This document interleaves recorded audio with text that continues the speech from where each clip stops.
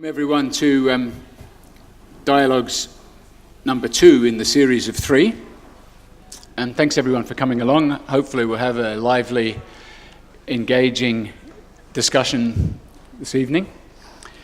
I would just quickly like to acknowledge DIA National President James Harper, who is sitting at the back there, who's come along this evening. Welcome, James. I hope you enjoy it. If there's any fights break out, he's got a referee's ticket. We're going to have a brief introduction from the Asia Pacific Design Library manager, Natalie Wright, who's going to briefly fill us in on some information about her new role. Natalie.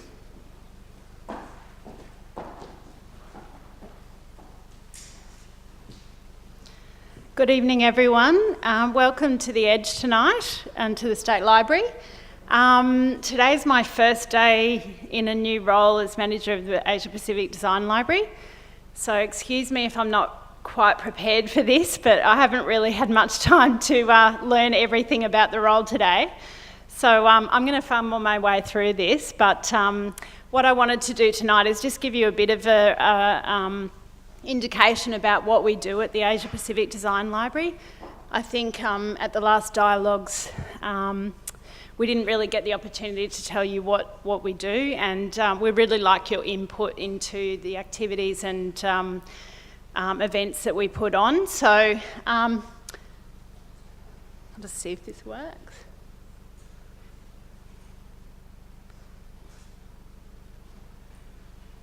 Okay, so basically, if you're not aware of the Asia Pacific Design Library, you might know about our Design Lounge in level 2 of the State Library. I met a couple of people just before in the Design Lounge looking at some books, but we have a fantastic collection in there which reflects the 5, I guess, sections that are outlined here: public places, communication, better living, design thinking and fashion. Really what the APDL is about is a shared space for industry, community and academia to come together to generate new knowledge about design in the Asia Pacific. Now that's a pretty big call, but we think we are doing that quite well so far, and we intend to grow that and really grow our presence in the Asia Pacific. It's a prototype model for a new 21st century library. So while you might be thinking of books and people running around shushing people, as Michael so aptly put it when I told him I was coming here, it's not really about that. Obviously we have our collection, but it's a much broader platform with 2 digital platforms, and we run a number of events and exhibitions which I guess generate that new knowledge and engage the public, industry and academia around that knowledge. So you'll see on the right there our platforms. Please look for us online, designonline.org.au, designminds.org.au. Follow us on Twitter, Facebook and Instagram, and sign up for our newsletter and blog on the SLQ website. And obviously visit us on level 2 at the Design Lounge.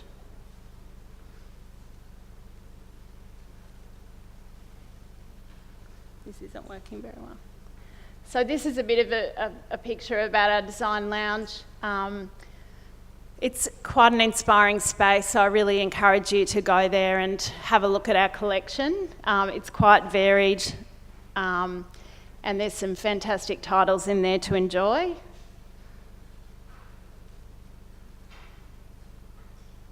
As well as that, we have our Design Minds platform. For those of you who are not familiar with that, this is our platform that engages teachers to be able to teach design in their classrooms, and eventually we hope to broaden that out to student programs that engage school students around design.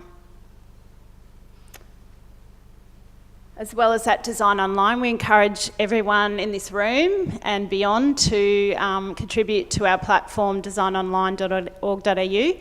In the front here, Ashley Tucker, our online content coordinator, is happy to talk to you tonight about potentially writing for our platform, and we encourage you to do that. That's just talking about what we sort of want people to write about. So if you're interested, let us know.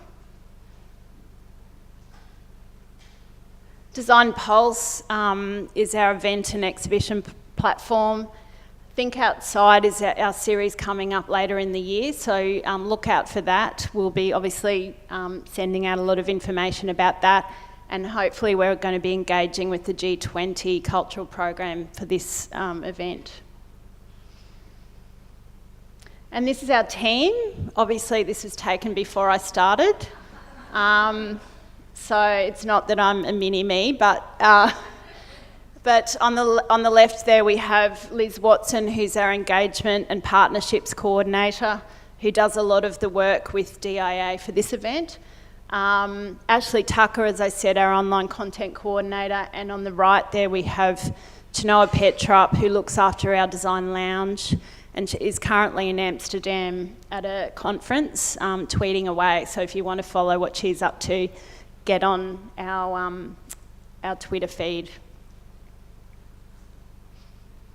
And obviously we have our Design Offline publication that's available for purchase at the library for those of you who want to come to our Design Online events and participate. It's a great little book that I guess gives you some inspiration as you listen to the speakers that are involved in our events.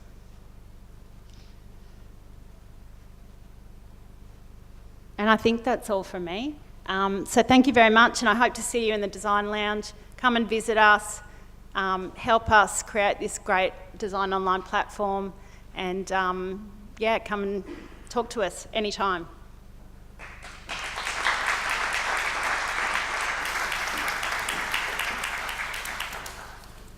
Thanks, Nat. Let me introduce our panel. We have, most of whom have come from overstate just for this event. You guys hear me okay? Let me start at the far end. We've got Christina Waterson, artist, architect, and extremely well known, at least in this part of the world. And welcome to Christina, artist and designer.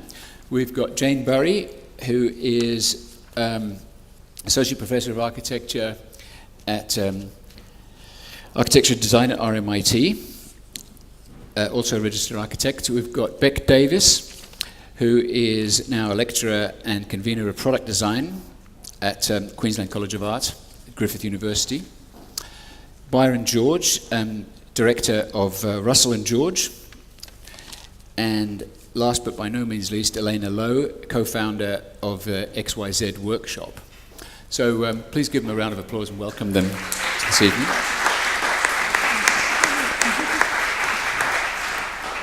We have a slightly modified our approach. If those of you, how many people were at the first dialogue? Just put your hand up here. So, okay, so that's probably 50%, I'd say. So we're going to slightly change it and hopefully make it a little bit more interactive and a little bit more engaging. And the plan is we still have 6 questions. We still have 3 questions, a break, and then the other 3 questions. But we're going to invite you to ask your questions at any time. So anytime you like, you can ask a question. Predominantly, the audience's role is for questions rather than statements, and predominantly, the role of the panel is for statements and hopefully arguments.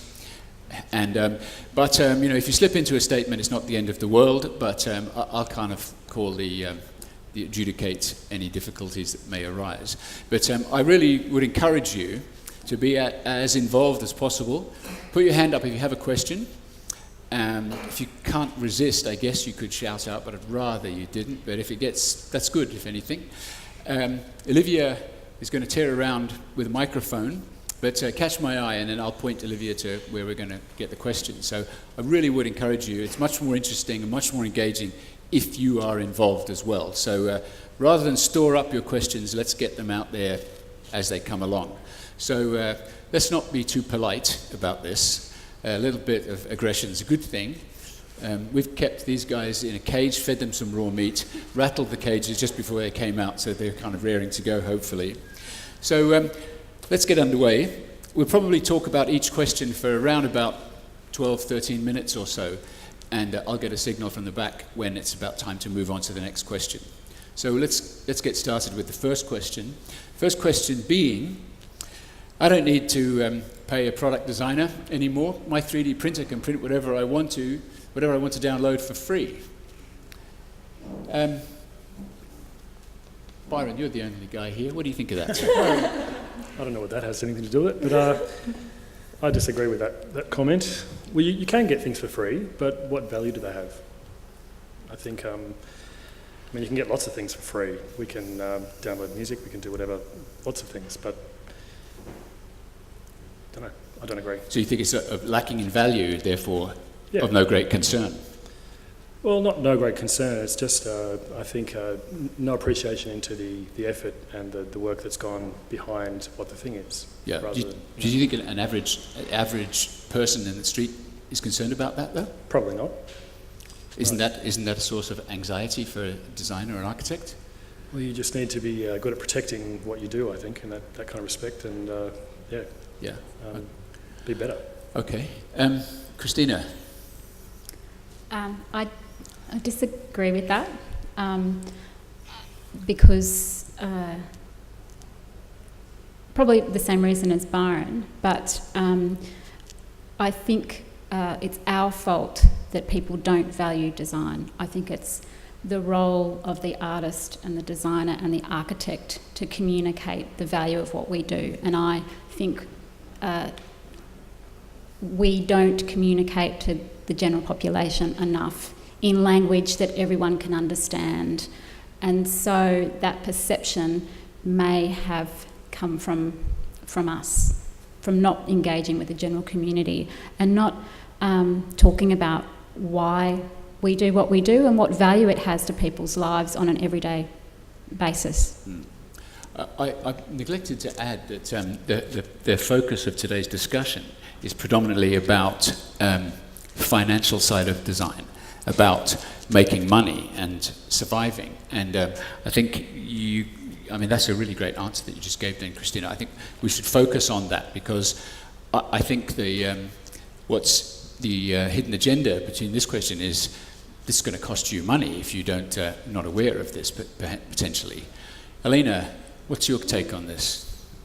I agree to that to an extent that I suppose it's more to do with how you learn by making. So, as in the case in point, is Steve Jobs started as part of a homebrewing computer club. So I suppose he didn't know where he was going to get to, but then by learning and making mistakes along the way, he's reached a point where he's actually become a designer and a really successful one at that. Yeah. And okay. Beck, this, from a product design point of view, this surely must be threatening. Well, you certainly can't print anything.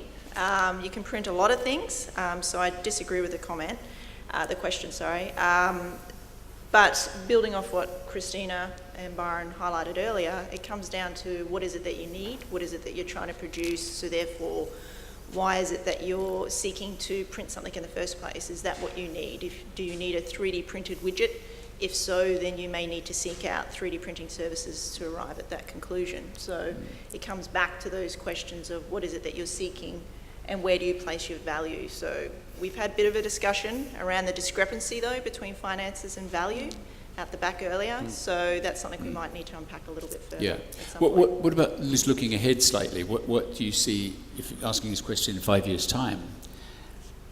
The threat of 3D printing on design?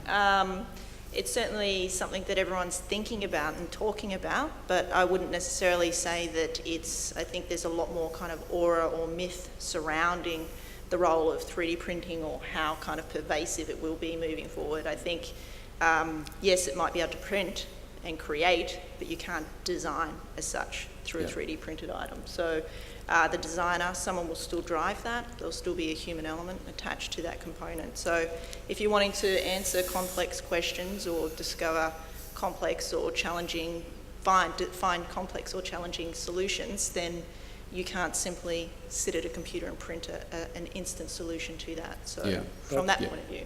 But if you pirate something, so it's the whole thing with replica furniture, I guess, is the same thing. If everyone has a 3D printer and say 10 years time, everyone has a colour printer now. Let's face it. If everyone has a 3D printer in down the track, and you download some kind of program illegally, or I'm not very experienced with 3D printing, so I'm probably one of the few on the panel. What is that? What is the implication of that? Yeah, well, let's bring Jamie. I've been saving you to last, Jamie, because I figured this is more your kind of area than anyone's, perhaps. Well, I disagree. Unfortunately, I do agree with some of the other panellists, but I'll try and stay off that topic. I think 3D, I'm just going to be very argumentative about this. I think 3D printers are very dangerous. They're really dangerous in architecture because we have this sort of amazing illusion now as architects that we're very connected to making. The fact that we can produce a digital file and press a button and something comes out means we've got the whole thing streamlined, we've got it sort of under our belt. There's a lot of sort of back work to do, to go back and say to students, actually, no, it's actually a little bit more complex than that. There are a lot of trade-offs you have to think about in terms of materiality and detailing. When things go up to one-to-one, you're dealing with quite different issues. There's a lot more to think about. So there's sort of a bit of back work to do from 3D printing. But on the money topic, I actually also I thought we had a bit of desktop publishing in this question as well. Yes, there was originally. And that sort of rang a bell for me as a client, because I thought, I'm surrounded by designers. We know a bit about composition and we know how to lay things out. We do our own posters. Anytime something is mission critical, straight off to the professional graphic designer. We'll pay the money and we'll have it back in a way that we feel comfortable with. And we're sort of picky about which graphic designer for which job. So you get what you pay for, I think, is the answer to that. Yeah, I think there was. The question that you're alluding to there was kind of a subtopic to this, was anyone can be a graphic designer. All you need is Photoshop and a MacBook. Yeah. And that's what you were talking about, I think. Yeah. I'm scanning for questions here. There's something wrong with everybody. A question. Olivia, we need to get you on the mic, so Olivia's going to be a bit more snappy. Yeah, fire away. My question was directed more towards Christina's point. I wanted to ask about whether, if you're going to say that, just in terms of financially, and you're trying to make an argument that, yes, I am worth the dollars that you have in your budget, you should allot those dollars to me and not some other element of my project. What is it that you're supposed to say to a client? Like, I think... Are you talking from a designer from a design point of view. Like, yeah. I was spending a lot of time thinking about designing as a student designer. I would have a very hard time trying to express that concisely. How am I supposed to tell that to somebody who just thinks that what I do is about making something look pretty? Like, yeah. I would have thought that, what would you say to try and convince somebody who is concerned for their budget that your part in the project is more important than another element? Yeah, that's a good question. Christina, you're on the spot. No, not at all. I'm terrible at selling. I'll have to say that. I'm very bad at selling things. I, therefore, collaborate with people who are better at selling. I know what my weakness is. I like making and designing. However, in saying that, I have a certain integrity. And so when I speak, because I'm not into selling, people generally say, well, we believe what you say because you speak from the heart, you speak from a conceptual background, you speak from direct experience. And I do. I would listen to what the client had to say. I do a lot of listening. It does depend on what we're talking about. I think if we're talking about fashion, That's got a different type of cycle and value and price point. People expect things at a certain price sometimes, and they'll pay a little bit extra for something else if it's unique, if it's been made in a certain fabric, if it's the only one in the world. If you're talking about a building, it's a completely different thing again. Clients have certain expectations. They usually would come to me because they'd heard about my other projects, and they had specifically come to me because of my experience and my uniqueness and my integrity. So it really does depend on how you frame things for your client and how they've come to you or how you've been engaged contractually, and what the expectations are of your role in the project. I think, what do you say to a client? I think if what you proposed is starting to push the budget, and for whatever reason, maybe the engineering's gone over budget, or some other aspect is taking away from what you might bring to the project, you have to fight for why it's integral to the design. I think if we make design integral to the fabric of what we're doing, either the architecture or the fashion, the jewellery, the product, if it's integral to it, you can't take it away. There's also a point where you really need to prove your value in the sense of even sometimes you can save your client money. I remember a conversation with Roger Wood from Woodmarsh a few years ago. He was talking to one of the directors from Suncorp, and in a 5-minute conversation he saved them something like $10 million on the detailing the facade. That's one conversation, and their fee on that job would have been, a couple $100,000 or whatever it was, but by spending a couple $100,000 they saved $5-10 million. It's kind of a no-brainer. So you just kind of make your client aware of that.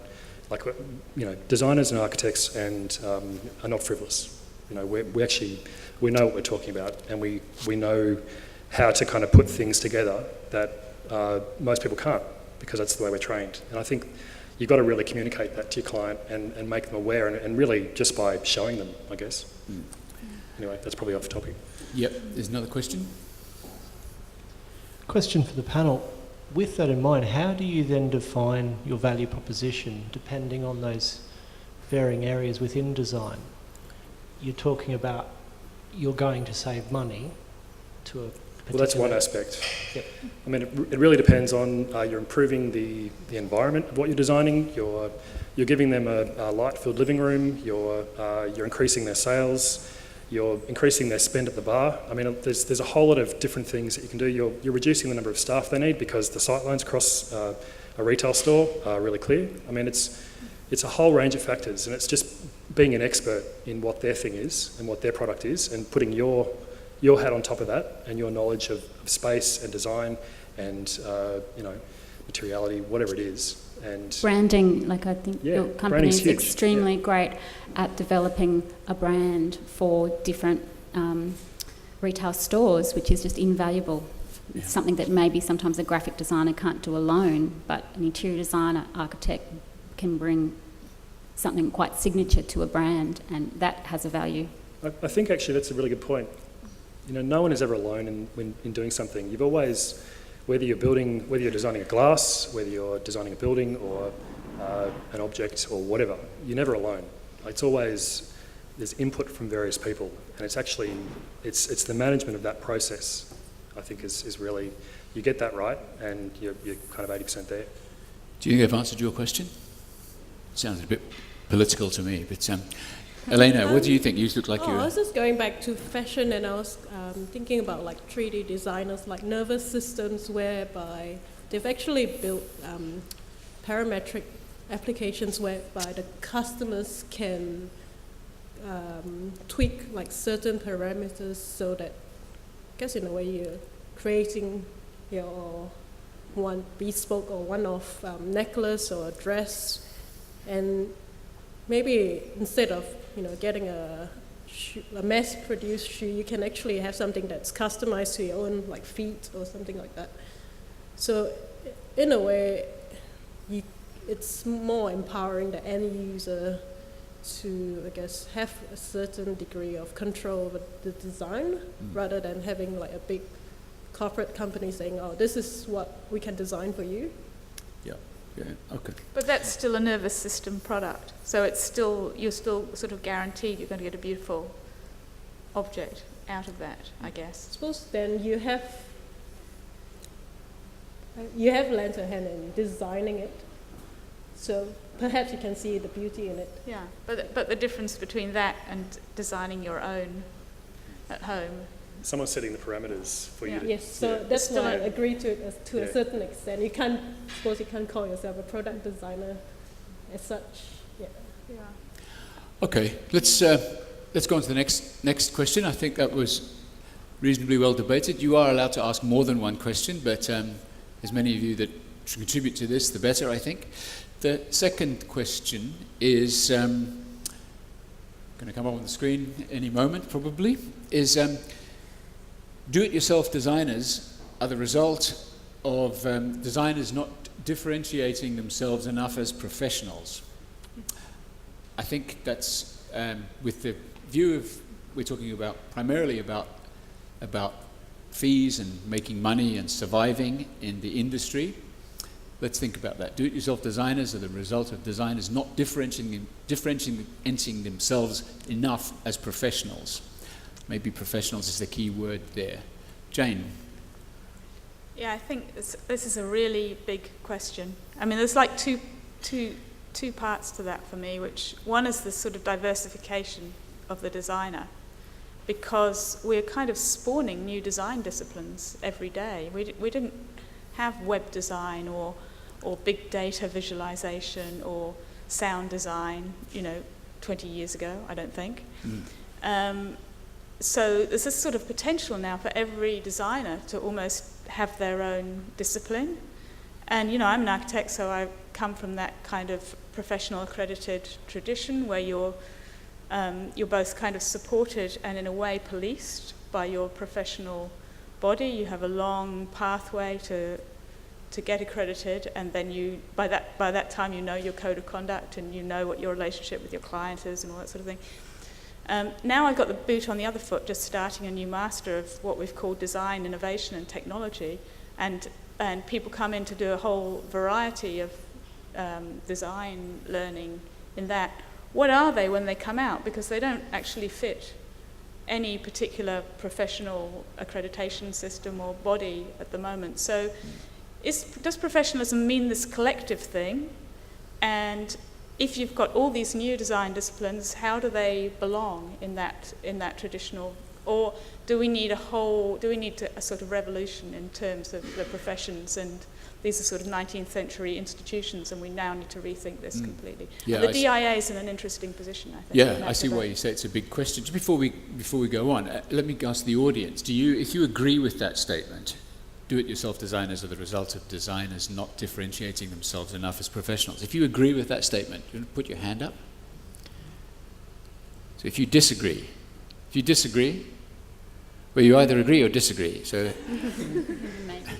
if you agree with that statement, okay. So if you disagree with that statement, this is what I call audience participation.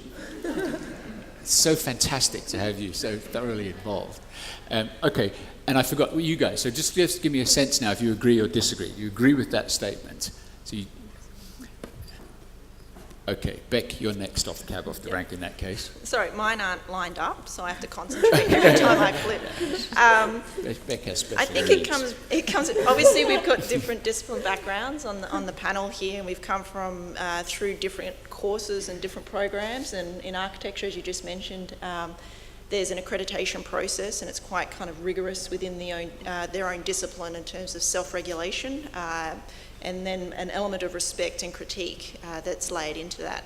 We don't necessarily have that same approach across other disciplines, and that's a broader question or comment put forward probably to the DIA more broadly in terms of things that they've tried to carve out in that space for the other design professions such as interior design or product design, industrial design.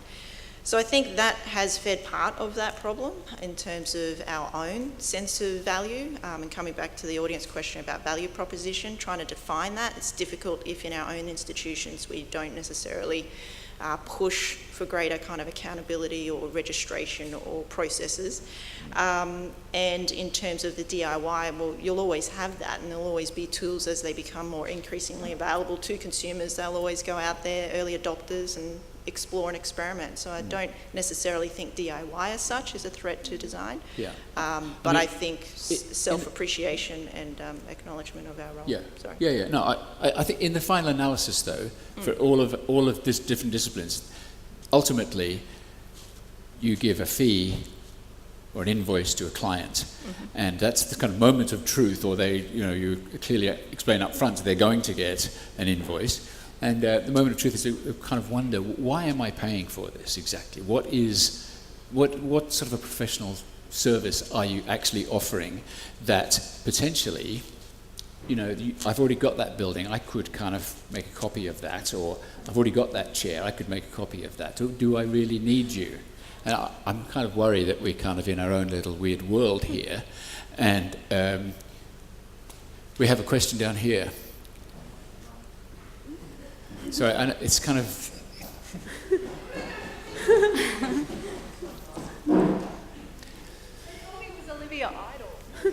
Yes. This is more of a comment more than anything, but the reason I was kind of umming and ahhing about that question was that I think one of the biggest problems designers have is that we have lost control of the end product. I think if you look at industries such as law or medicine, for instance, if a doctor separates a set of conjoined twins, it's not the conjoined twins that come out and say, look what we did, we're fantastic. It's the doctor. When a law firm wins a case, it's the lawyer that will actually come up and discuss their success. In design, as someone who works in the built environment, more often than not, we're kept in the back behind the project manager or behind the client. So the end product is not something that we get to demonstrate. When you release a new iPod, it's not the designer who gets up and says, look at my new device. It's Steve Jobs or Apple.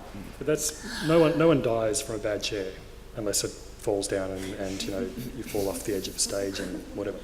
So there's a point where services like law and medicine are like they are because of basically the inherent risk involved in doing that kind of stuff. And there is a lot of risk in the built environment as well. I mean, yeah, but it comes back to reputation though. It's a reputation as a designer which gets you your next job or increases the level of recognition for your firm or yourself as a designer.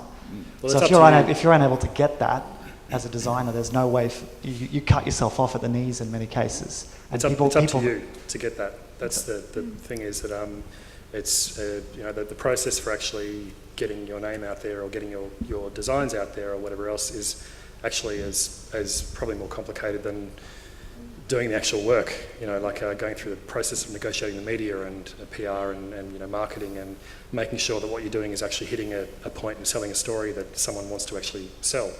That's, yeah. Christina, what's your take on this? I've got a couple of things, but I wish I was good at names. There was a very well-known fashion designer, or wasn't the editor of Vogue, or a very well-known person in the fashion industry came and gave a keynote speech recently, and the crux of what she was trying to say to all of the young aspiring fashion designers in the room was basically, you are never going to have your brand, your own brand. The world has enough.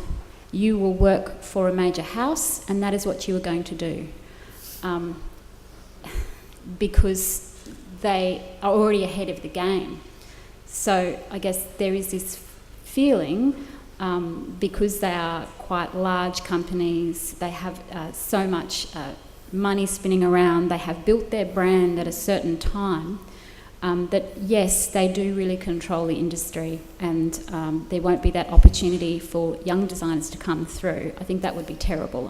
I think that it's things like the technology and like open sourcing that mean that people can define their own style, and they can do things that they want to do and have more impact in the world because of all of the social media we have.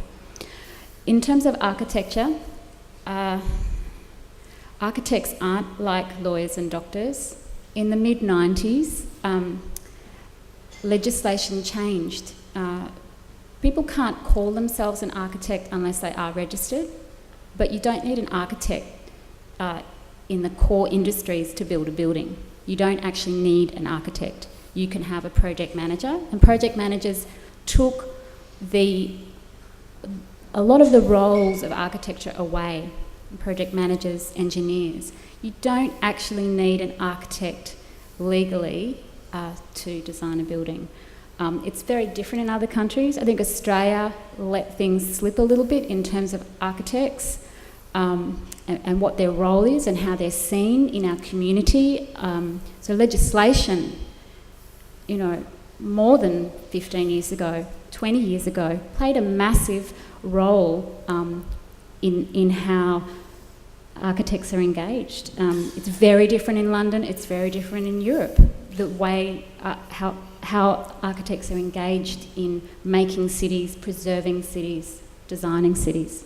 Byron, I can see you're chomping at the bit, but we've got another question up here. I'd like to get to your input. Just following on from that, if you're not an architect, you can't say you can do architectural drawings. Anyone can say they're a designer. Anyone on earth can say they're a designer. And yes. If you look at the television programs that are on at the moment, Australian ones and a lot of Canadian ones, builders, anyone, wreckers, whatever, they claim to be designers, and good ones. Tell me your budget, give me your cheque and go out. I'll do it my way. So I think it's not the professionals who are at fault. It's the media that everyone sees and reads. Magazines, they show houses done by who? Why don't they promote designers and architects instead of just Joe Blow's got a house in Cooktown? Do you want to contribute to that, Byron? Yeah. Sorry. There is an interesting twist on that, though. Because we've talked about branding and signature architects, and a lot of the signature architects have actually relinquished a lot of the process in terms of the project management and things, and yet still managed to manage the branding and just hand over method statements to other people to realise their buildings. So there's interesting ways that this whole kind of presence is managed. Yeah, I think one other thing, you've got to realise magazines, television, they're in it for magazines and television. They don't give a shit about who the designer is. It's up to you to kind of create a good enough story that they will publish that and publish it. If you develop a story around what you're producing that is compelling and says something that they can, if you give a journalist a press release that actually gives them an easy out to get a really good story that people will read, that will sell magazines, you'll get in a magazine. If you do a great building and you just give them a great building, you probably won't get in a magazine. So it's about the management of that actually gets that out there. And you look at the DIY shows and all the Backyard Blitz and the Block and all that kind of stuff, and you look at what those shows actually do. There's a whole team of people behind the scenes that are actually doing all the work, and it's seen as I don't know the names of the characters on the show or the people who are on them, but there's Joe and Blow are kind of designing this thing, and all of a sudden it's amazing, and they've made 200 grand. Well, it's not just those guys; it's actually the people in the background. Yeah, they're only sold like that. Well, we've got another question up here. Isn't it more to do with the fact that the designer is letting themselves become redundant? Not redundant, sorry if that's the wrong word, I have a bad choice of words. But I see often it's like the client's picking, the client wants, the client has, and I often wonder why they're coming to a designer if they've already got it sorted. It's like the monkey off your back. If the client's picked something and they're not happy, they're not going to be disappointed with you, they're going to be disappointed with themselves. So the designer's taking less risks. It's confidence again. And it's about confidence with whoever your client is, getting their confidence that you can do what they want. It's being a bit of a politician. It's being, and it's I hate to say it, it's actually selling yourself and selling what you're doing and actually getting your ideas across. Is that how you see it, Elena? Sorry? Do you see it in this way, about confidence and about getting your message across? I'm just thinking it's more about, I guess back to 3D printing, it's more about being a tinkerer, like someone who has no knowledge whatsoever about making something. And I think the guy, Dale Doherty, who started the Maker Faire movement, he had, I suppose, 3 groups of people, the zero to the maker, somebody who doesn't know anything but wants to make something, so then starts to get into it and then probably create something. And then probably with the shift in technology as well, you've got crowdfunding avenues like Kickstarter and Possible, where if you develop something, you don't have to, again, go to a big investor and try and get, I suppose, like people to back your ideas and actually maybe launch it to the next level. Yeah. Beck? Just coming back to the comment before about media and feeding that element of anyone's a designer, I think that's a really important and valid point for us all to think about, because with these TV shows, and we mentioned branding earlier, and products, as you mentioned earlier, our product will be placed, it's complete, it's in that space. A lot of that comes back to the idea, similar to 3D printing. If everyone can print, or if everyone can be a designer, or if everyone has access to these things, then they're going to continue to consume more, produce more, create more, and have more. So it comes back to that media spin that was mentioned, and I think that's something to kind of really consider in terms of the role of how we celebrate and promote and share what it is that we do as designers, but then also how we let other people go about expressing themselves as designers. And again, architecture very different with the registration process versus the rest of us who have come through different systems that don't have that form of regulation to kind of tap into. Look, I think it's a good point that's been raised. Okay, that's a good point to move on. I think we move on to our third question, which is a very straightforward one. Simply, technology is increasing our mediocrity. Let's get first of all, the panel. Do you agree technology is increasing our mediocrity? Depends. Which is it, Beck? Okay. What about the audience? If you agree technology is increasing our mediocrity? So that means all of you think technology is not increasing our mediocrity. Okay, I expect plenty of input. Beck, let's start with you again, since you're the... I was swinging because again, like with all of the questions, it depends on what perspective, maybe what discipline or experience background you're coming from. But the concern from a product design point of view is the idea that we're trying to design things that are usable by everyone all of the time, items that can be mass produced. And if we're pushing for that, and if that's what we say our end goal should be, and as designers that's what we should strive for, then just by consequence of that process, you're designing out almost the role of the designer in terms of their capacity or capability to design in intricate elements. Coming back to comments earlier about art, whether or not there might be some sort of complexity or challenge layered into that product that allows the user to kind of overcome something and then have a greater affiliation with that item. Specifically, I don't want to label any particular product, but a good example that people can connect to is, say, the iPhone. A 5-year-old or a 50-year-old could pick that phone up and engage with it. On one level, that's beautiful because it's universal. People can pick it up and engage. On the other hand, it's problematic from a design point of view in terms of the fact that that product inherently then has no value. The value is in the software behind it. The actual artifact isn't necessarily valued. It could be dropped and broken, but you can still pick up a new one through the cloud, download and be back at square one. So it's such a beautiful thing though. So just every detail on that phone is come back to earth. Jane, what do you think? What about this issue of mediocrity? I think if you go the wrong way on Facebook, you could feel that civilization is coming to an end, for sure. But then, also there is this kind of plethora of wonderful kind of design experiences at your fingertips. This is slightly off topic maybe, but I was talking to someone at Foster & Partners in London. He's part of the specialist modelling group, so they've got to please their masters inside the practice as well as the clients. He said, well, I just keep buying technology. Like, I just got the Oculus Rift, which is these 3D glasses for gaming, and we've got that into various projects, and we've got the clients wearing them. And as long as the clients are feeling we are still at the bleeding edge, they keep coming in, and presumably they pay more fees. They pay a lot of fees to Foster's, I understand. There's That's not really a sophisticated way to use technology. Well, it may be in the way that they're using it, but it's a very calculated way to use it. But they would probably hate the fact that you're talking about this right now. But it's great. That's great. Yeah, Christina, what do you think? I think the use of technology will always validate the other. It will, there's always the other. So whatever is 3D printed, if it's at the cutting edge of technology, if you're printing a room, there will always exist the other. There will never be a one-size-fits-all. It's pushing boundaries about how we think about space, how we might produce things, and that's good. But I think there will always be the handmade.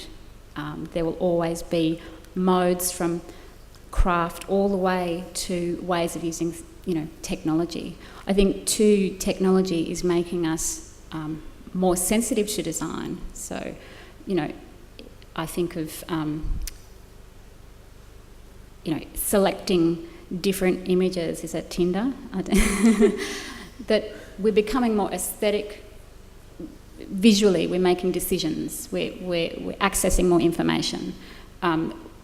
We're being trained a little bit more visually and in that way that maybe a couple of generations ago we didn't have that. So we're more attuned to language, ways of seeing things that we might not have had before when we didn't have that technology. So I think as a civilization, I think we've moved quite forward. I think technology will always validate the other. So I don't think it creates mediocrity, it just creates another way of doing things. And we have to ask, is that the best way? Maybe it is for cost, maybe it is for time, maybe it is in terms of the skills that we have in this country. Yeah. And is it best for the application? Yeah.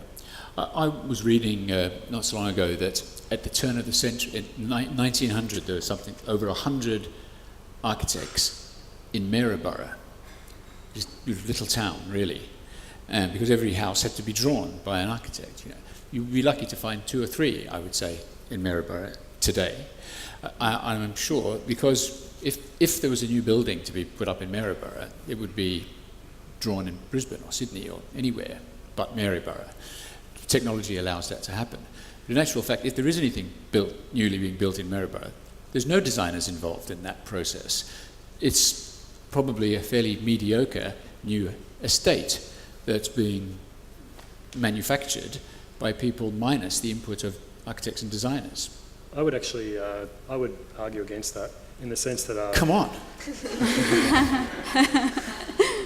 They had a technology in that time. It was called a pencil, and it was something that universally everyone could use, but still it took training to actually do what it was doing. And on the other hand, you look at the buildings they produced. They were the same as the brick veneerials that are in the outer suburbs that we have now. It was the same thing, but it was done with what the expectation was at the time. You can compare, say, I'm not familiar with Brisbane suburbs, but say houses in, say, Cranbourne in Melbourne, which is an outer suburb, to houses in Carlton. In the way they were produced, they were mass-produced housing for the mass market. You look at the houses in Carlton are now worth, $1.5 million for a tiny little terrace. Out in Cranbourne, you can buy one for $300,000 for a house and land package. Wait 100 years and see people renovating their 3-bedroom brick veneer houses out in Cranbourne. Yeah. It's just time again. Yeah, no doubt. Elena, what's your take on this issue about mediocrity in particular? I suppose it's more the way you use and filter technology. You get all this information and just suppose how you would use it to innovate rather than go regress. But you might make mistakes along the way. It's probably takes you to the next level rather than, I suppose, going backwards. Yeah. Jane? Well, I'm just thinking, I was going to say there are things we can make now that we couldn't make. And then I thought, but people always work with the technology they have. to make extraordinary things. They always did. You know, we're doing a lot more kind of strange shapes and forms. But then, you know, you go back, I'm just thinking about walking around Barcelona and all the kind of modernista things you're seeing on the buildings. Stonemasons found ways to cut extraordinary shapes into stone. It must have taken them a very long time to do it. Even Victorian buildings, you look at a Victorian facade and the detail in that. Somebody drew every single part of that. You know, where now we have the technology to actually replicate that stuff, and now it's facets and straight lines. It's actually simpler. Like it's gone the opposite. Yeah, but in terms of mediocrity, you know, no, it's the human creative spirit is still there. We'll still find very creative ways to use whatever people put at our disposal. Yeah. But yeah, you don't want to become divorced though from that context, and I think we've got to be really careful about that we're not using that technology to separate ourselves from what it is that we're designing, where it is being placed or where it is being used. So I think like the example you gave in Barcelona, that's very specific to that context, the materials they have at hand that are locally sourced and available versus say sitting in Melbourne, even designing for Brisbane, like very different climates and contexts. So. Christina, from your point of view, from a more expressive, or entirely expressive world, is this an issue for you? No. Technology increasing our mediocrity? No, I guess probably because I've been teaching second year design in architecture all day, and I got them to read about Walter Benjamin and art in the age of mechanical reproduction. It's a great one for bed, sends you to sleep. But, you know, Walter Benjamin, you know, they were very fearful that art that was easily produced would become reproducible and it would lose its value and you'd be able to reproduce it, you know, to infinity. I still think that it validates the original. Technology and mass production will always validate the other. It will always validate the handmade, something that can't be produced by the machine. I think of the artist Michael Zavros and some of the things that he makes, he paints, they have more, he's doing more than just reproducing the perfection of an object. There's subtle irony and there's language and there's historical narratives through his work, and he imbues that work with those qualities, and it's the hand that does those things and his mind and all of those things together, and his absolute amazing skill and wit, and so I don't think so. I think it's a tool just like any other tool, the technology that we have. I try and engage with it as much as I can, but I know that other people are professionals and have so much more skill than me. So, for example, if I was getting a piece of furniture made by a furniture maker, I would trust his skills, and he, combined with my design skills, will push that to a better place. I think working with technology, it's about pushing the technology. You don't really know what you're going to get, and I think it's really important that it's not about the mediocrity. It's about pushing it and getting the most out of it and using it in the most strategic way, and it does make a difference to the bottom line in terms of cost, staffing. I just wonder, are we living in somewhat of a privileged world, though, to be able to think like that? I mean, if you're not associated with the world of architecture and design, is this an issue? Like, if you did want something designed, are you prepared to pay the fees that would be likely charged by an architect or designer? If you, especially, I mean, the example Byron gave there before about knock-off furniture is, there's another world out there that doesn't involve us, and that thinks very carefully about paying for fees. They really question because technology allows this to take place. I'd be interested to hear if any of the audience, I mean, I know there's quite a few people here involved in the furniture industry.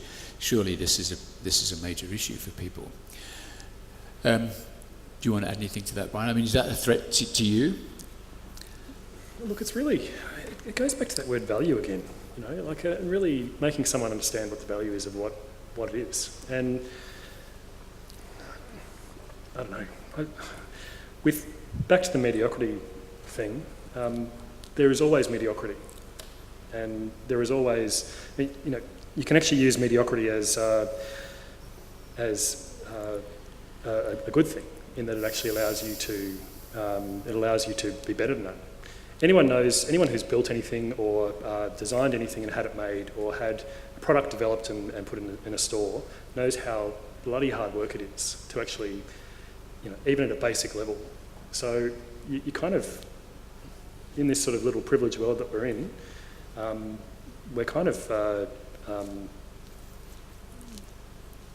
able to, show that that's not the case. Yeah, to demonstrate that. I agree. Yeah. We haven't talked about process design much. I'm just thinking in terms of this money thing. I mean, a gifted software engineer with a designer can look at somebody's process, whether it's a fabricator or a design house or whatever, and engineer 30% of the cost out of that without any loss of quality at all. So, and that's technology, isn't it? That's another sort of angle on technology. Yeah, absolutely. I think I was just going to say, in terms of knockoffs and things like that, I think you can't stop it. Having lunch with Patricia Occhiola, and she is, an amazing Spanish designer, and she said to a group of designers in the room at Space Furniture, you cannot prevent someone from copying your work. You just hope that they do it in a way that is good, and someone doesn't get hurt from their decisions and bad detailing because it looks like your furniture. One of my friends, Ross Dudia, he's a Melbourne-based furniture designer, quite well known. We're having this conversation about people ripping us off. And I said, I've got a business plan. I know how to make money. We were having a beer and having a joke. I said, I know, Ross, instead of complaining about someone ripping you off, why don't you rip yourself off, go over to China, do a cheaper version of what you're offering your boutique clients. Don't tell anyone. Rip yourself off and see how much money you'll make. That then adds value to the original product too, because if it's being ripped off, it's seen as having more. That's a great spin. We got a question over here. That's great. Hey, it just reminds me of a comment that someone made to me once about the fact that we live in a Revit city. And I thought that resided with me, and I found that quite interesting. They were talking about that in the context of perhaps being constrained in design process by the programs that we're operating in to all think and work in a particular way. But also that all of this precision sort of takes away from that the mistakes that are made in designing in other ways that then lead maybe to more original and interesting outcomes. And so like some of the best designs are made accidentally. So I was just wondering what you think about that in terms of value as well. So technology is making us design faster and we can produce more and it's more accurate, but is that really a good thing in terms of value that you get out of the finished product? I've got a funny anecdote about that. And it's a mistake I made in my first year out of uni. I was working for a small firm that didn't really oversee what I was doing, and I think it was an AutoCAD 2D in the time. And I remember just doing the AutoCAD commands. You do things that are easy, so offset. So there was this Art Deco stair that was kind of curved in the edges, and I just offset it for tactile indicators, not understanding what the hell I was doing. And I went on site, and this poor tiler was cutting all the tiles in this perfect kind of corner to actually replicate what I'd drawn. I just made an off-the-hand decision to not even think about what I was doing and just offset this line, which then appeared on a drawing, which then someone was painstakingly trying to do with, and really the decision from my end had no thought whatsoever. And I think there's a danger with technology where you go on autopilot and you do things because it's just what you do. And I think that's one of the biggest issues, I guess. And on the other side of that too, I had an argument with the Dean of Melbourne Uni Architecture a few years ago about removing drawing and hand drawing from the compulsory curriculum. And the whole thought was that, well, we've got to embrace new technology and everything else. But if you can actually understand, you've got a piece of paper in front of you, and you can understand by drawing 2 lines at a 1 to 50 drawing that is a metre, you kind of get this sort of visual sense of being able to tell how big things are. Once it's on a screen or in a virtual world, you lose that completely. And so you end up... Yeah, absolutely, yeah. Well, and look, actually, you kind of strayed into our first dialogues night there, because that's absolutely... I couldn't agree more. And that was a great example. I've been there too, with the that you gave. But I think at that stage we're pretty well at halfway mark here. So I believe that means it's time for... Thank you guys for the first round. Let's give them a round of applause for the first round. Just sit tight for 1 second. I think we've got a lucky door prize, which is GWA Caroma.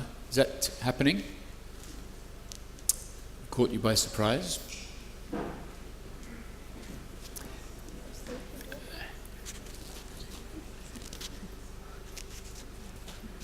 We've actually got 2 lucky door prizes.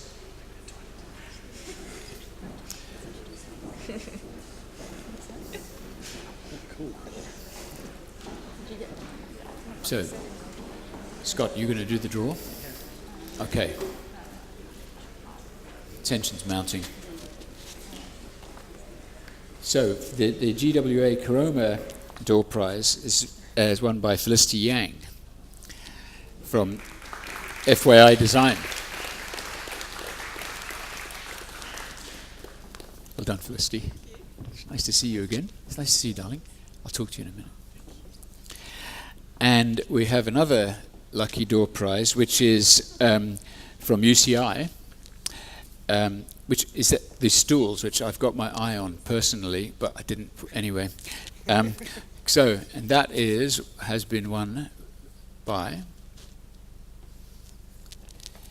Robert MacDonald Mitchell. MacDonald Robert Mitchell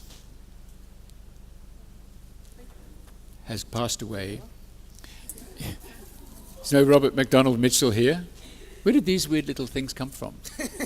A printer. Okay. I mustn't be touching it. Okay. This has actually been won by Alicia Scherf. Is she here? Hey. Thought I saw her. Well done. Technology allows you to work on any project anywhere in the world for the same cost as a local designer. Ooh. Okay, yes or no? You agree with that? Yes. You disagree with that, Elena? Technology allows you to work on any project anywhere in the world for the same cost as a local designer.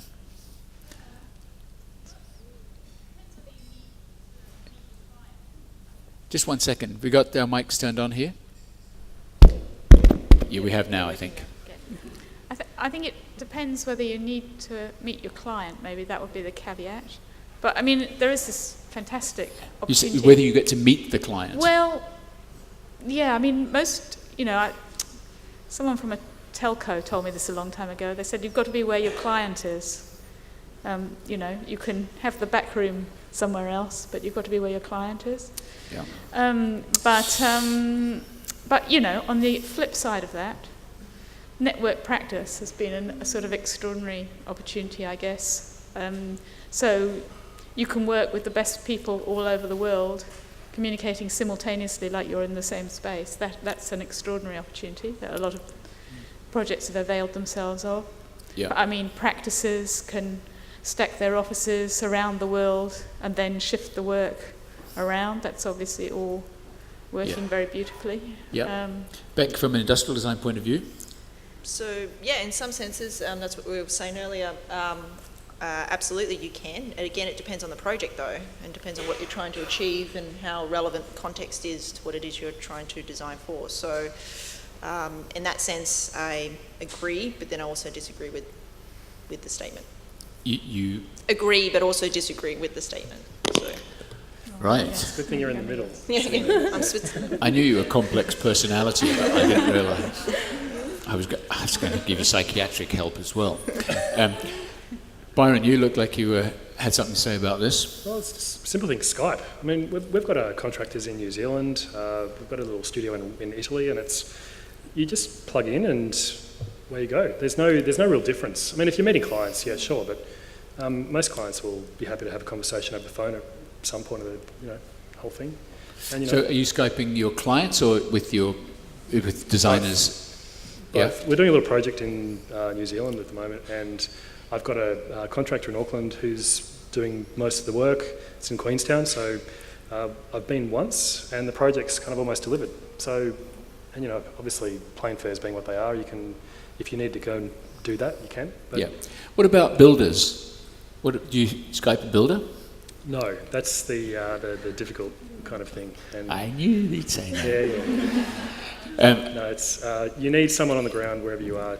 I mean, it'd be the same, I'm sure, with manufacturing and products and things.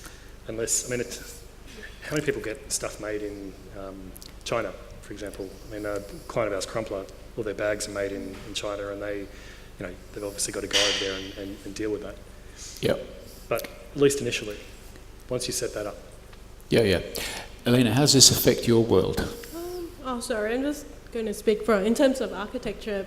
When I supposed to have a chat with friends who run practices in countries like Indonesia, the fees that the local designers put up, I mean, as long as you have market forces in play, overseas designers just can't compete with what the local practices come up with. So I don't think you really can design anywhere in the world. I think you can, but you just may not. Do you think? Probably it might not meet, I suppose, the client's requirements or their... I can sense an argument getting started. I think you can design things from anywhere in the world, but I guess it's what you're trying to achieve in the end. I think you can send something somewhere and get it produced in that place. You can do that. It's physically possible to do that, but you may not choose to. So there's all different modes to... Why wouldn't you choose to? Or well, why would you?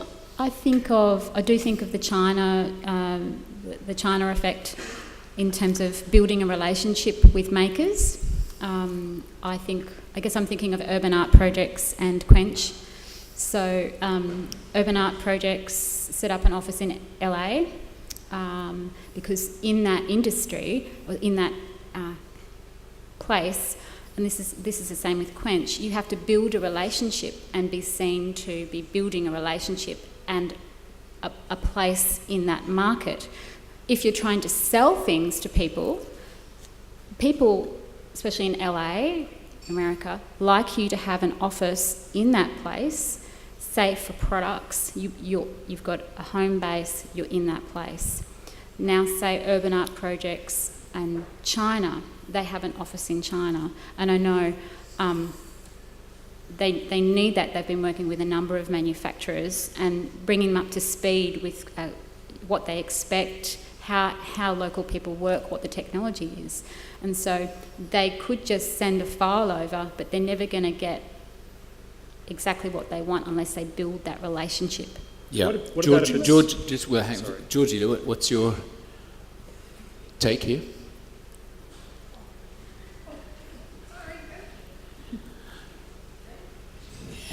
Technology doesn't allow you to work in Brisbane.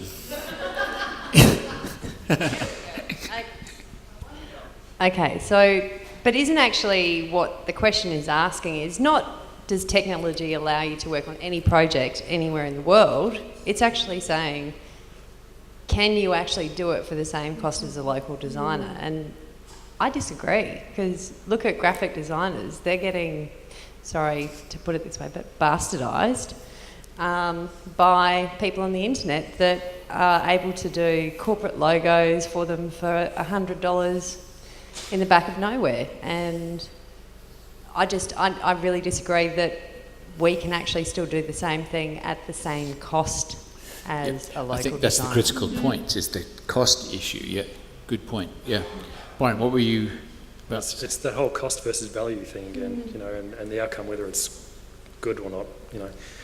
I have no Whether idea the what outcome is good, yeah, good or not. Yeah, like, This is if like- you know, you've got to kind of connect with someone, you know, overseas who's, you know, able to do what you want them to do for the money you want them to do it for. It's as simple as that. Yeah. Elena, what were you going to... Oh, I was going to say that it's also the expectations, like in China, they dream of all this like grand master plans about what comes out.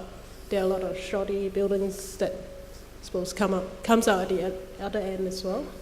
So they were expecting, I suppose, like paying less, but then not getting much more. Yeah.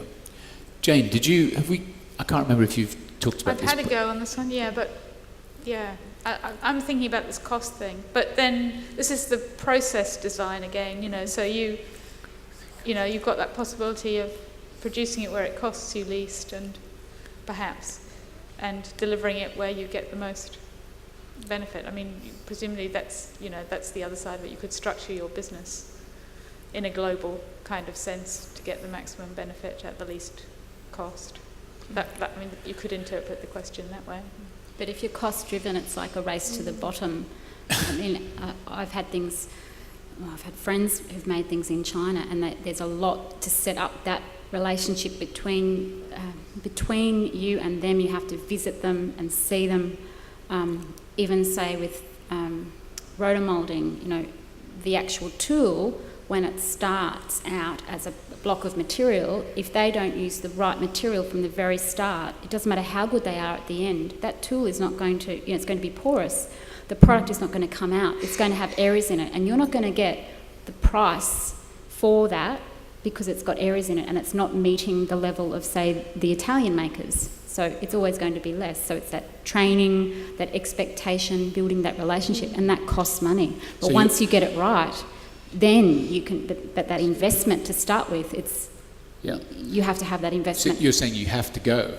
You have to go. Yeah, where Byron You have says to you don't see- have to go. It depends you on can what sit the in job your is. armchair and Yeah. Skype. Depends on what it You is. can. Depends on Yeah. what the product Depends. Really Yeah, depends on who's on the other side of and this how much camera. competition there is at Yeah. that place, and Yeah. how insistent you are that wasn't good enough, and you're going to probably go somewhere else unless something better can come back by tomorrow Yeah. morning. Okay. With what you're saying about, you mentioned manufacturing in China, you could possibly get like better value or better quality in Italy. Isn't that just more like perceived value, and kind of what you perceive to be better in the Italian manufacturers versus like the Chinese manufacturers? So I misunderstood your question. You're saying it's about perception. Well, when we were talking about like the perceived value of things, Oh, perceived value, yeah. like that kind of Yeah. runs the costs. Isn't that like another facet of that? Well, it's about price point. So, for example, Helen Couture's Pannier seat that is stocked in Space Furniture, it's an Australian designer. It's not seen to have as much value because it's just an Australian designer. The rotomoulding process that's made, you know, from using, they to get that finish to meet the same quality as the Italians manufacturing. It's the quality of finish, it's the detail, the feel, the colour options. All of those things cost money, and it does come down to the material used for the tool, the way they make it, the technology, and also the price point. So can you sell a rotomoulded seat at a certain price point? Helen Couture's, I know, said that she could demand more because it was a unique product and it had a unique finish, and it was. And she had to argue for the price point, that she set her price point, whereas the stockist was setting the price point and saying, no, no, no, you can't sell it for that because you're not an Italian designer, you're just an Australian designer. So this perception, I'm not saying that the Italian product is better than the Australian product. I'm just saying there's a price point that we meet for that level of quality. And the Italians are fantastic at what they do and the technology that they have and how long they've been working with, you know, different things. It's the craftsmanship there. I did a tour through the west of Venice a while ago, a couple of years ago, and this furniture manufacturer took me through near the town of Gorizia. So all these factories where all the great Italian brands are made. And just the stories they were saying, there was only 1 in 5 of the original manufacturers left because they can't compete with the volume Chinese. And a couple of the factories that were there were actually bought by the Chinese, so they're actually learning from this master craftspeople. And you go to these factories and there's a guy who's been cutting and sewing leather for his family's been doing it for 4 generations. And exquisite workmanship, but then the price point's kind of double what you'd be paying if you're getting it out of China. So there's kind of that, it ties back into what you're saying about, it goes probably back to the marketing of it and people understanding where the money is actually going. Mm. Okay, I think we may have exhausted that topic, so let's move on. Thanks, guys. Topic 5 is technology allows you to outsource the bits we don't want to do overseas, which is cheaper and saves time. Technology allows you to outsource the bits we don't want to do, outsource it overseas, which is cheaper and saves time. You guys agree with that? Some of these questions are difficult to know whether to answer yes or no. Let's just talk about it. Beck. Well, if that's something you want to do, then obviously then you can pursue that as a direction. If you want or need, if the price point is imperative, and you need to seek a cheaper alternative or a cheaper or more efficient way of doing it, then that might be perceived, and again comes back to that perception, might be perceived as the most efficient route. And that's where the technology, coming back to what we talked about earlier, comes into play because it allows for that compression of time and space, it allows for these instantaneous connections across cultures. But we still have that communication issue which has been raised in terms of education or understanding of what this culture might expect versus another. So it's quite complex, the question, even though it sounds simple. And again, I just think it comes down to what it is, as we've all mentioned before, where you place your value, what it is you seek to do, and how you wish to go about doing that. Yeah, I think a critical issue here, anyone working in an architectural practice, this issue of saving time, the very last bit there, has got to be a contentious clause. Elena, what do you think about this? I suppose from 3D printing that we, XYZ workshop, we outsource quite a lot of it to Shapeways, and in a way it's a production based on demand, and we don't actually hold stock of the items that we sell. So in a sense, I suppose that's saving cost on our side, and we can't, I suppose, invest that much in the industrial machines that they have as well to print what we're after. Because it's not affected by numbers, the Shapeways model. No. So the cost per item is just based on the weight of material used. It's not based on, usually say when you are fabricating something by hand, if you get to about 10, the cost comes down because it's repetitive. If you're making one, it's a bit more. It's, say, die cutting, for example. If you get 100 made, say they're $4 per unit, but if you get 1,000 made, they come down to 20 cents per unit. But with Shapeways, you make one, that's how much it's always the same. The only difference is the delivery. Yeah. So. And the benefit of that is it's also a marketplace like Etsy whereby you can upload the files and you're actually selling it at the same time. Yeah. So, yeah. I'm particularly interested in this issue of does it save time? Jane, what do you think about this? Well, I have to be really careful not to be disloyal, but we've been sending some files to Shapeways because it was quicker than queuing up with the students at RMIT. But, but I mean, also the key is the things you don't want to do. So I actually don't want to do endless hours of text editing, and that can come back in 2 days or, overnight, enormous documents. Yeah, and is it all accurate? You don't have to change anything? If it's not, it's so competitive as a market. You can say this was not good enough. Yeah. Can you do it better? Or shall we take it somewhere else? And problem solved. So, I mean, that's a nice world to live in, as a customer anyway. That's kind of, yeah. Okay. But I think too, we're not talking about the environment. And for example, let's talk about the shoe industry. Let's talk about leather. There probably used to be 5 different tanneries in Brisbane. We don't have those. We don't have those anymore. They're all in China. because we don't want those poisons going into our water. We don't want the smell of tanning. So, yes, we are outsourcing bits we don't want, and we have for a long time. We're sending things off because we don't want it in our backyard. I think about 3D printing, and we were talking about investment casting versus me getting something 3D printed in the Netherlands and Shapeways. That's where my things come from. And some poor person, if I was getting something investment cast, not only is the price too much, people won't pay for my trace metal. The cost to make those in Australia, which I've looked at, is just too much. Just to make them is getting up to $400, and that's when it's investment cast. Now, also the process of the person touching it and sanding it and casting it. I've had many friends who have been affected by heavy metals because they've had they believe in the handmade process. And, you know, we don't want those things in our lives. So sometimes 3D printing, it's a cleaner process, there's less waste, it does go away, you know, we get it back. It is cleaner and there is less contact, and so maybe better. So yes, we do outsource things, and we have for a long time. Yeah. Your take on it's completely unlike I was anticipating, which is environmental and health issues, which is great. I hadn't thought of it that way at all. It's great. It's great for the person here, but yeah. not for the person who's actually doing it, though. That's right. Yeah, absolutely. There's a cost an ethical involved. issue. There's another cost. Yeah. So we're also losing skills. Yeah. That's a cost. Yeah. We won't get them back. Yeah.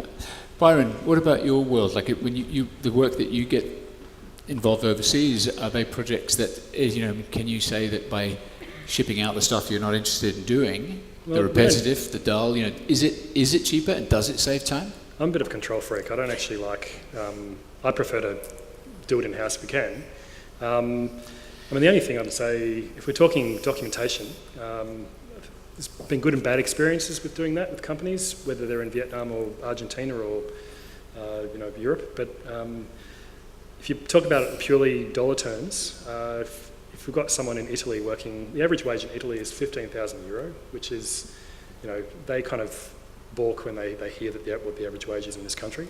And you look at that combined with the time zone difference, so you can actually effectively have someone working 24 hours a day. Yeah. Kind of, you know, you think, well, you know, it's hard to argue against that if you're trying to make money in a design business, which is, you know, again, this is probably using technology to you know, increase your profits and make your business more viable. But on the other hand, you know, do you really want to outsource? I mean, half the design goes in documentation, you know, so actually nutting out a detail is one of the great joys of being an architect, I think, or a designer. You know, I can actually doing that and then seeing that come on board, you know, seeing that happen. But then on the other side, in actually building things in different places, that's a different story. Yeah, the construction you're talking about. Yeah. I couldn't agree more. I mean, I think that you know, the issue of maybe I've just had bad experiences. My answer to this would absolutely be it's not cheaper and it doesn't save time because you're constantly changing things all the time, and you think, well, this would have been a lot better just to do it here. Why did we go to all that bother? But you're still doing that with people here, though. Well, that's true, but at least you can hit them here. You know? Georgie's got something to say about this. This might be a little bit controversial, but haven't we, just in the last 3 topics, actually been vying why your design is value? So if you're actually saying that, you know, what you design is value, then aren't you actually taking away the value of the people that are actually doing the bits and pieces here and cheapening it by sending it somewhere else? Is it cheapening it, though? Well, I'd agree with the comment that's coming from the audience in the sense that I think we're then devaluing the role, or coming back to the process comment that was made earlier about placing the value in the process and trying to understand. But again, it depends on which parts you're wishing to outsource, and I wouldn't proclaim to try and speak on behalf of other disciplines up here. But from a product design point of view, a lot of products are manufactured around the world and then distributed to many different locations. So there's a split in the duty of care from the product kind of ownership and the stewardship or the personal ethic of the designer, and what might be occurring elsewhere, whether it is outsourcing in terms of polluting practices.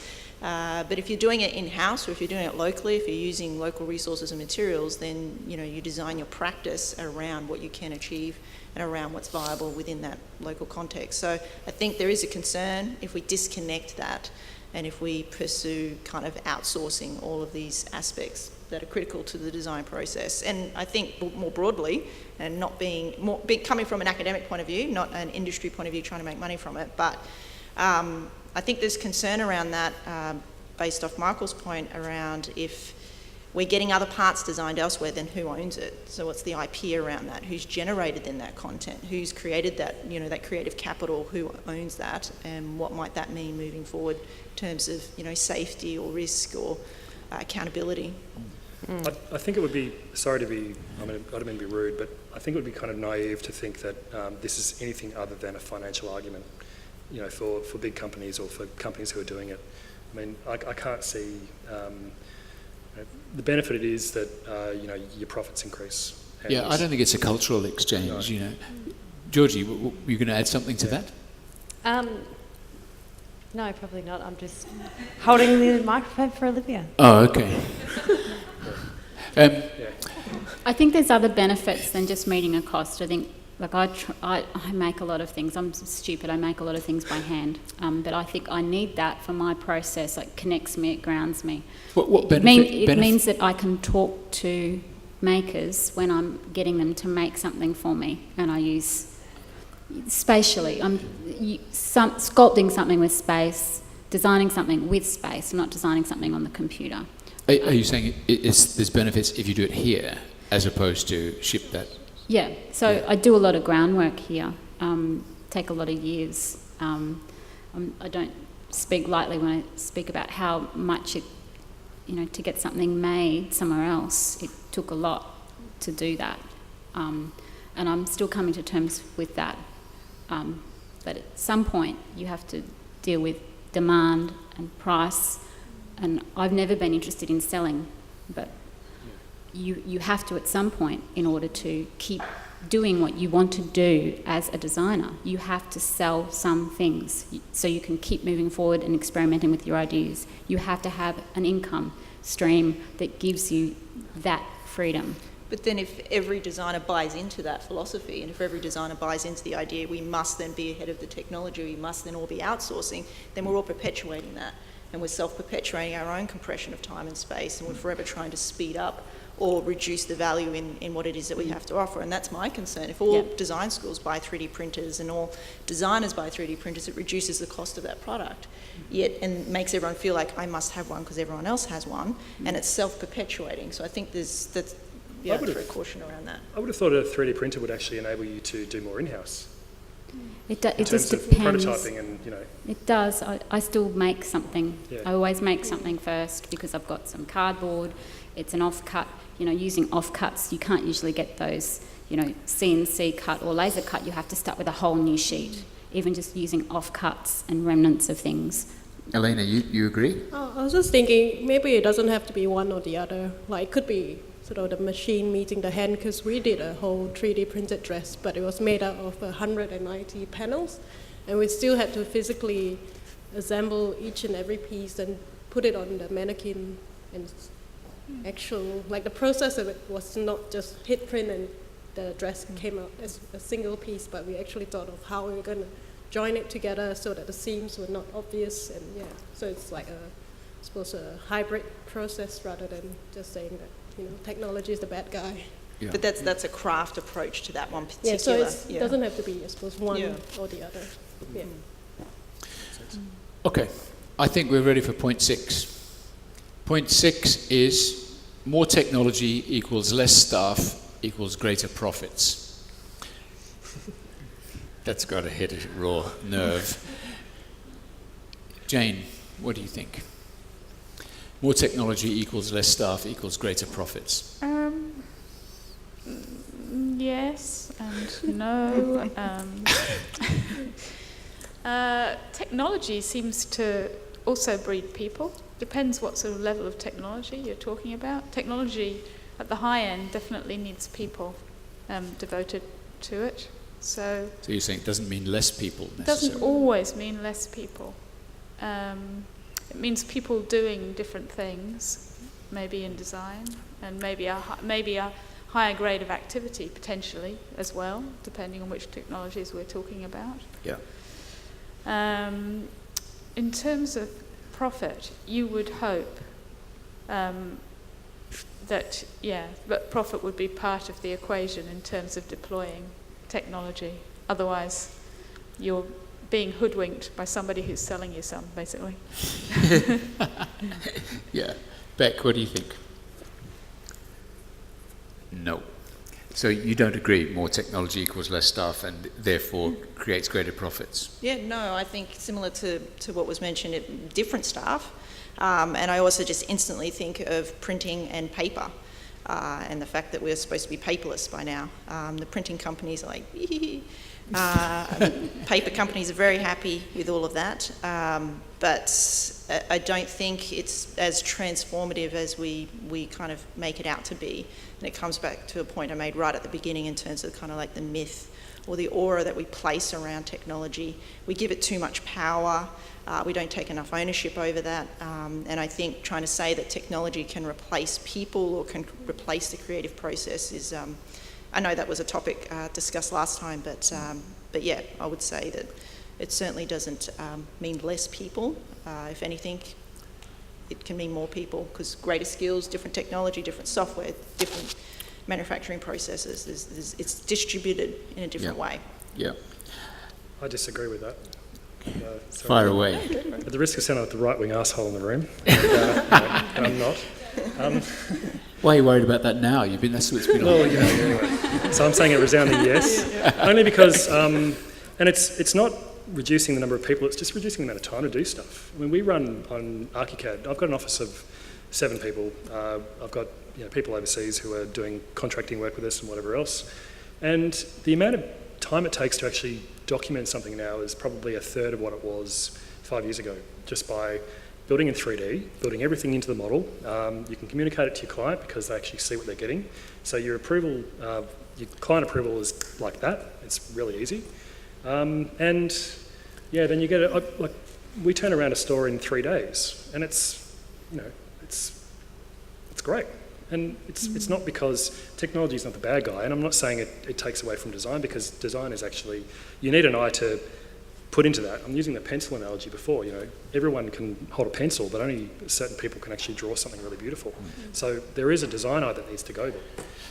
And that also is something that you hone and you train and everything else. But yeah, resounding yes. I think the advent of the way BIM is going, you have your whole building scheduled by building it into the model, and all of a sudden you make a change and it changes everywhere. It's genius. It's great. Yeah. So in your case, though, are you saying that it allows you to actually do more projects, and that's why there's greater profits? We have 50 live jobs in an office of 7. So, and that's we probably deliver 30 projects a year, and that's a lot of projects, and we wouldn't do that without the technology. Yeah. But you probably would still have projects that just go at a slower pace, and therefore probably.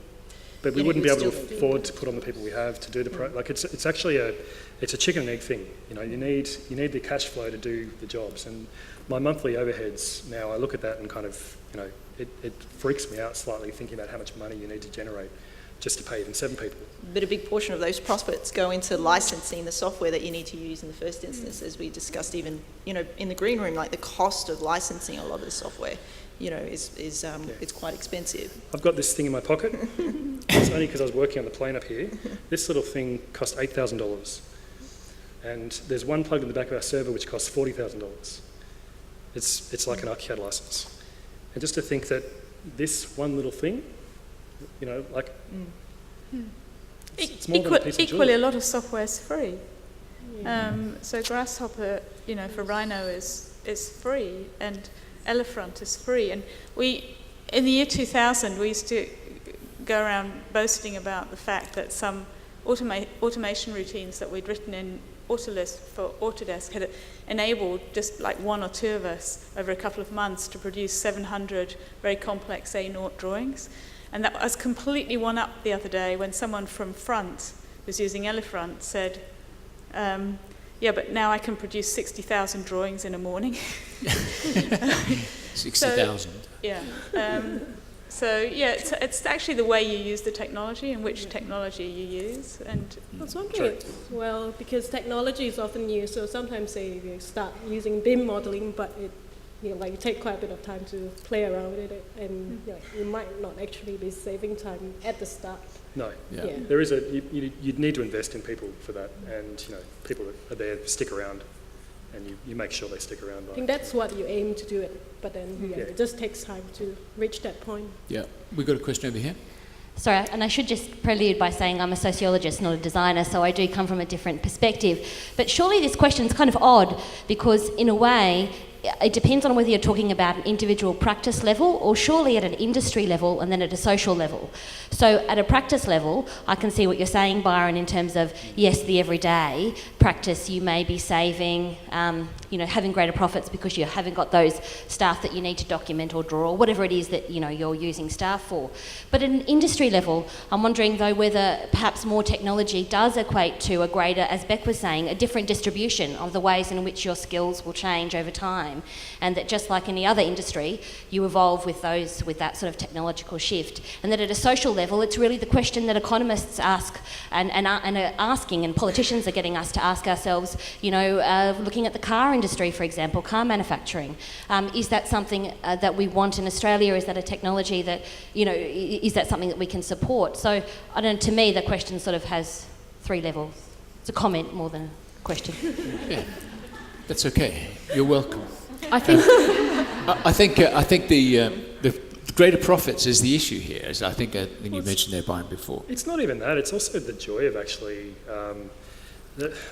I'm a big dork when it comes to the beauty of the software, and the software actually creates this. Just by inputting the right stuff and actually building a model, you can actually just get all this information that is really useful.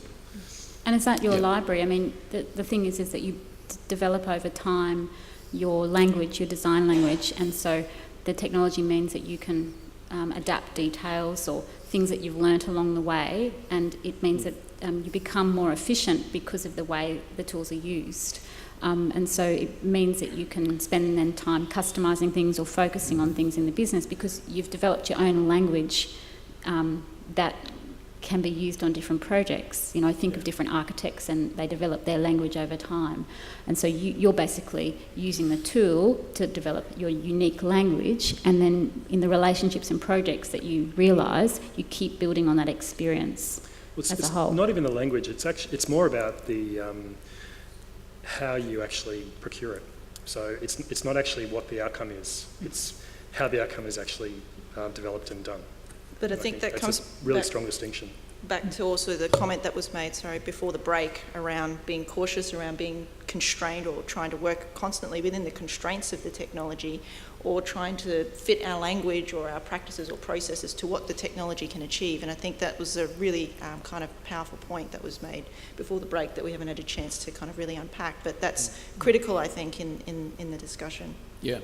So just elaborate on that, Beck. What do you mean? I think it was a comment saying that we're in a Revit in the Revit world, Revit world, and the idea that that the things around us, in many respects, are products or byproducts of whatever the technology has conditioned us to kind of create, so to speak. So I think that comes back to, again, the myth or the awe or the power that we attribute to the technology, just being cautious around that and adding in a layer of critique to ensure that we're not just succumbing to this, it costs that much to have that technology, but it means I can do things faster and quicker, but I'll just design it this way because that's how it allows me to create it. And it's amazing because it can spin it in front of me, and all of that's great, but what are we losing as a consequence of that process? And what might we achieve had we engaged in that practice a different way? Are we losing serendipitous kind of moments, or those faults, or those kind of aspects that may go wrong, that may be critical to a design innovation? Do you think it's true to say, I mean, in a design sphere as opposed to a car manufacturing sphere, which is a good comparison. That you tend to think of more profits as coming from more projects rather than I can get rid of that guy and get another computer or get more software. You tend to think of producing more work as a source of more profits. Would that be true? Who do you ask if you're a small practice? I mean, if you're a really big player, then you can get all the experts in and you can get a lot of sort of input and a lot of experimentation. But if you're a small practice and you're operating fast, I mean, I guess you're relying on the skills that people are graduating with coming through your practice. Where else do you go to sort of take that step back and say, how could I completely change the way I do things? Yeah. But it's interesting when the GFC hit and, say, architectural graduates were getting paid $70,000 a year in their first year of being, coming out of university, whereas I think the standard wage for an architectural graduate was $35,000 the year before. So there was a really, they were putting bums on seats and they wanted people, and they were paying them whatever they could. And they had no experience in terms of delivering a project, contract administration, talking to builders. What happened was, and I don't know if people found this, people were brought back from retirement to train the younger people. So people who were retired, who had skills at every level of a building, they had value because they had experience not only winning the jobs and talking to clients, but detailing the projects and also doing the contract administration and the delivery. So their experience was valued at that moment because they had a whole lot of people, recent graduates, who were great at computers but couldn't detail jobs and couldn't contract manage because of the way the building industry was set up with age and respect and different things like that. So there's a real sweet spot in terms of the age of the ideal employee, and I'm talking just about experience that we've had.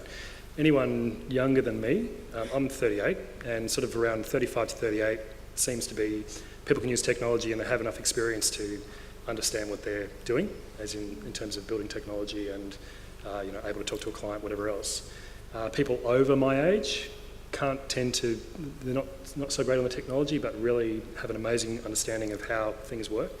And so it's kind of, and I think the way technology is kind of churning so quickly, it is that, and it will be completely different in 10 years' time again, of course. This argument will probably be all null and void by then. But it's interesting that finding someone who has experience but also can work with the computers is a rare commodity. Yeah. We've got a good question over here. Another question, rather. Based on being a business owner and a manufacturer, I think the greater profits shouldn't be there at all. It's more technology to equal some profits, especially what's happening economically at the moment with manufacturing and in the industry. I deal a lot with professional architectural firms and they all struggle with the same thing. It's not greater profits, and that's what all the comments tonight have been about, greater profits. It's actually making a profit to be able to employ staff. Yeah, Paul, you said making a profit at all. Yes, and that's linked back to technology. Yeah, nothing else. So what? Just reiterate your point there, Paul. You're saying that the role of technology. If you don't have any technology, you won't have any profit. Yeah, which doesn't equal any staff. Yeah. And that's the whole key. Yeah. It's not greater profits, just a profit. Yeah. Thanks for bringing us down to earth, Paul. Yeah, that's right. We seem to be getting away from that. It was all about greater profits. It's just purely profits. Yeah. Otherwise, it won't work. Yeah. Do you agree with that, Jane? I'm very interested to hear it, especially from the manufacturing sector, because I think that's one of the big challenges at the moment is that there's a very sort of design end of the spectrum and there's a very manufacturing end of the spectrum, and somehow it's quite difficult. The technology doesn't seem to have necessarily enabled the conversations to happen in the middle, and it seems to me that's where there's a lot of space to actually come at the processes from both ends. Like very little information really feeds from the production end back up into the design world. Certainly insufficient, I think, information. I mean, but maybe I'm thinking about architecture here and the tendering structures we have and so on, which don't help in that respect. But you know, it seems like there's an enormous opportunity at the moment in terms of where technology might help us next. It's actually mediating those worlds, and hopefully to the benefit and the profit of both ends of the spectrum, and maybe working more closely together. I don't know what you think about that. I'd be interested to hear your sort of comments back on that.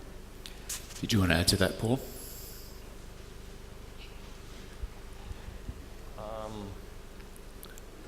No.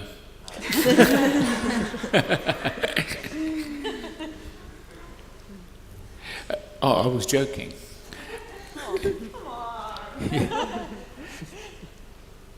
No, you don't think so, or you know you don't want to comment? No, I totally agree. If design doesn't work with manufacturing, then there can be neither. So currently, if you design something that is unable to be produced to equal a profit, then there was no point, really. But manufacturing can also help a lot with design. We can come up with various technologies, or through our technology with our machinery, to make a design possible for a lot lower cost, which is really, at the end of the day, it's made the design what you want, and it's made it easier to be produced. So it needs to work both ways, and there needs to be collaboration on both ends. Otherwise, it'll never work. Byron, you want to have the last word? I fundamentally agree with that. It's one thing, and I'm talking from a building point of view, which I think is a similar kind of thing. If you don't have a good relationship with your builder, or with contractors, or with anyone, or person, it goes back to what I was saying before about it's about relationships, and relationships between the various parties doing it. No one's ever doing this thing on their own, unless you're an artist and you know, sitting in a studio and creating beautiful things.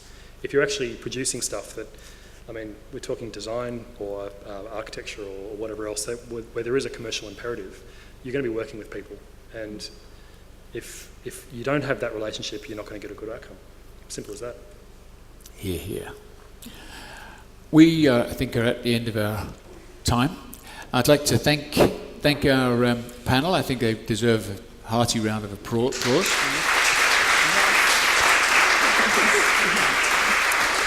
Thanks very much, guys. Well done. Thank you. I'd like to ask the DIA Queensland President, Peter Florenzis, I think is going to come and do a quick conclusion. Thanks, Peter. Very quick.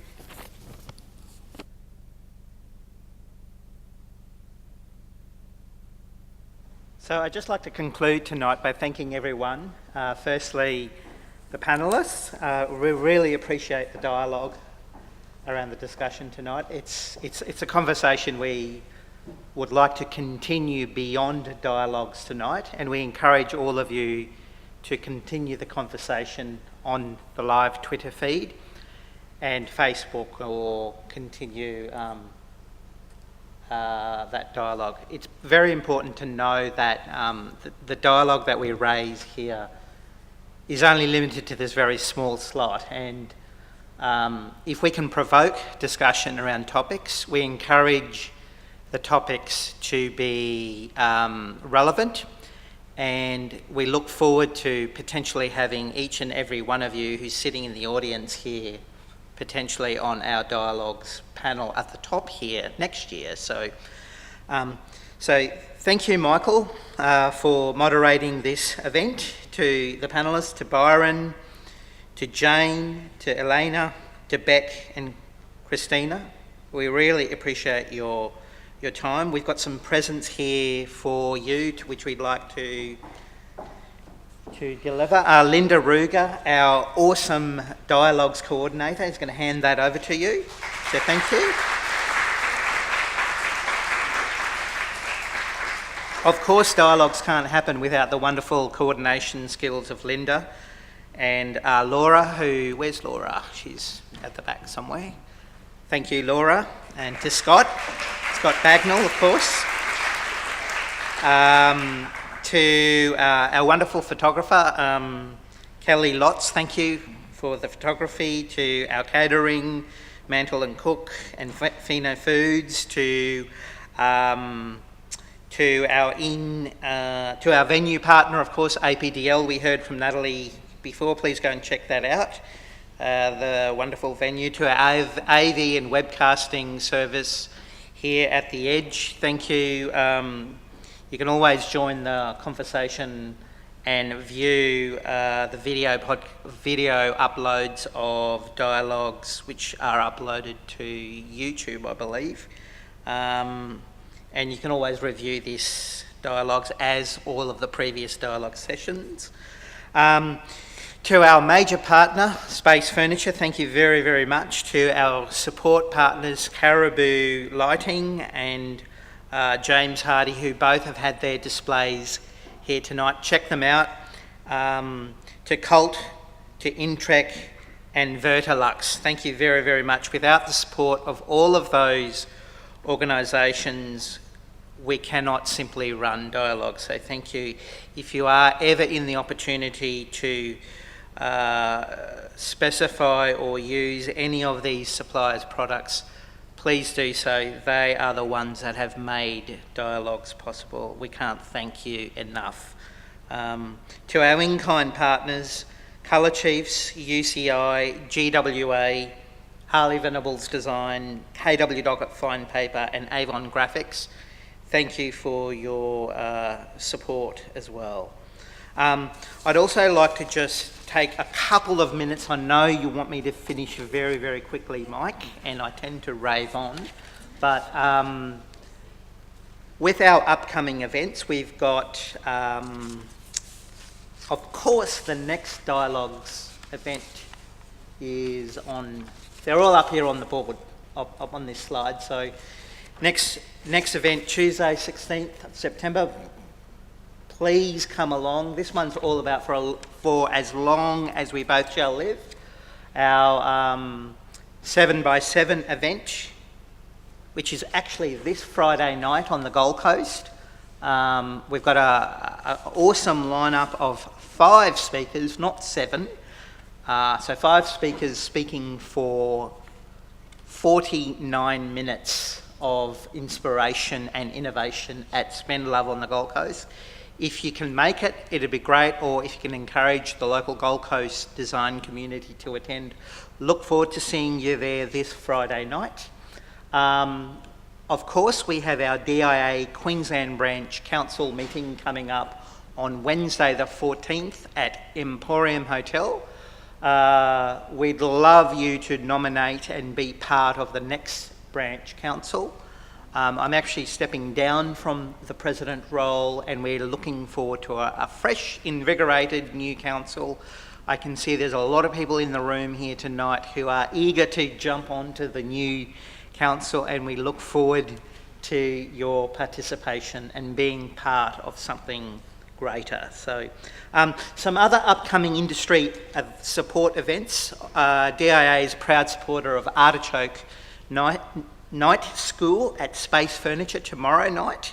The AGDA Business Model Canvas is a proud DIA support event which is being held on Wednesday the 20th of August for the beginner workshop and Wednesday the 1st of October with the advanced workshop. And that's certainly a really important business advantage to attend that workshop event. And DIA is proud to support that. The SPARSA, Swimming Pool and Association Awards, DIA is now promoting that with our DIA judging.